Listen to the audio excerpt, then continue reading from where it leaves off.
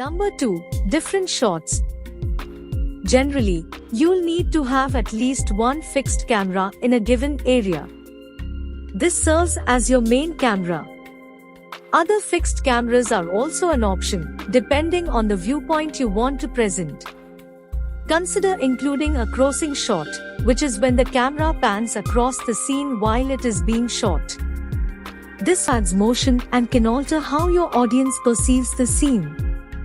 Consider using one camera exclusively to capture up-close shots of your actors for use in the editing process. Some of the types of shots are 1. 2 sizes. This is a technique where you use AB camera to position it close to an A camera and point it in the same general direction as the A camera, but using a different lens. 2. Cross shots. This shot has the camera over character A's shoulder onto character B.